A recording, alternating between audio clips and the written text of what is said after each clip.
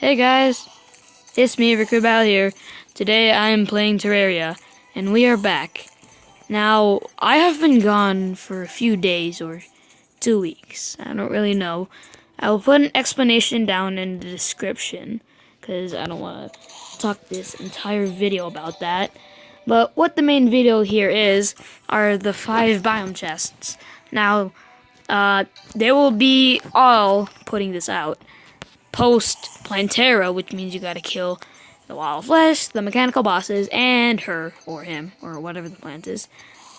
So yes, this will be mainly about all the 5 chests you can obtain or get, mainly the weapons you guys want to get. So the first 2, just putting this out, the first 2 is the Crimson and Corruption chest.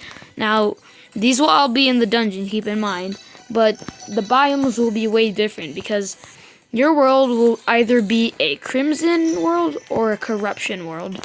Because on my world, it's currently a Crimson world, if my map loads. And this is what the Corruption, not the Crimson, the Corruption world will look. It will look purple, and for some reason it spawns a lot in the frozen biome. I don't really know what to call it. I can't remember. The next chest is the jungle biome, because it's what you need, it drops in there. The other one is the Hallowed, which will be after breaking a demon altar, or either that or it's just killing the wall of flesh. And the frozen chest. Yes, they will all drop in the respective biomes. Now, I'm just gonna put this out there. The drop rate of these items will be very low, like it's a 0.25, which is like a 1 in 2,500 before the 1.2.4 update in the computers, or as people know, or the veterans of Terraria know this. But it has been lowered from 4,000 to 2,500. So, knowing my luck, I don't know what's gonna happen. And RNG is really, really hating me right now. So yeah. Now, moving on from that, we have the first chest, the Crimson chest. Now, the Crimson chest will contain the Vampire Knives. The Vampire Knives, I've got to say, they're pretty good. Like, I have 5 slots. And I have 2 swords, a Flare-On, Paladin's Hammer, and the Vampire Knives. Now, the Vampire Knives, they're pretty good because you could see the green numbers, which means I am healing. So, although it's been nerfed several times, it still is a good secondary weapon because of how quick it heals you. Or just how fast you can throw with the knives. The next weapon is the Scourge of the Corrector from the Corruption chest. Now, the Scourge of the Corrector, it's a pretty good weapon for those who have spear characters. This will be a pretty good weapon from knowing how quick it goes. It's way more faster to shoot.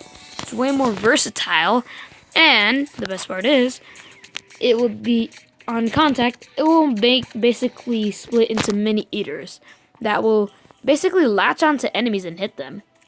Now, this can be a very good mob crowd control weapon, not mob. And it's very good, I guess. I mean, just comparing it with the Vampire Knives, I will have to make a comparison video. Which weapon is better? Now, moving on to the third weapon, or the third chest, is the Jungle chest. If I can find it. Now, the Jungle chest will contain the Piranha Gun. Piranha Gun, not good, so not good, maybe better. Not good as some weapons, but as you can see there, it will latch onto an enemy until it dies. Now, the worst part about this weapon is it just doesn't really do very well against mobs. Because although it will latch onto enemies like that, it will move on to the next enemy, but knowing Terraria's enemies, they're pretty powerful. The only good weapon, this is the only good weapon to use against the Dungeon Guardian, because we don't have infinite bullets, but this is the only way we have infinite ammunition. And it just really doesn't do well against moving mobs. Unless they're larger mobs, then yes, it will be effective. But against our own enemies, no. The next chest is the Hallowed chest, which is a mage weapon. This is the rainbow gun. The rainbow gun is a pretty good weapon because it shoots a rainbow. Now you guys might be thinking, this is a very horrible weapon. No, it's a very good weapon if you want crowd control. Now, although this can be affected by gravity, it is very powerful because it has an infinite piercing ability for the rainbow. So any mob that gets in the way, it just stays there until it's dead or until the rainbow's gone. Either way, any monster that has a higher armor than most enemies, they will last long, but not that long. Unless they're like the guys at the dungeons, like the paladins, then yes, he would last longer than most mobs. Now moving on to the final one, is the summon weapon from the frozen chest or from the frozen biome. Now this is the Staff of the Frost Hydra. This is a pretty good weapon for summoners. Now it doesn't summon it doesn't summon the summons. Is that right? Yeah. It doesn't summon the summons like the Raven Staff, the Tiki Staff, or the Tempest Staff. It is more or less a stationary weapon. And it shoots very slow. Now, you can move this anywhere, but it will cost a lot of mana because it's like 18 mana. It's equivalent even to the rate or the mana usage of the rainbow gun. If I can pull it up. Can it? Yes. So, yeah. In terms of what this weapon can do, it's pretty good, but in terms of mobility, no.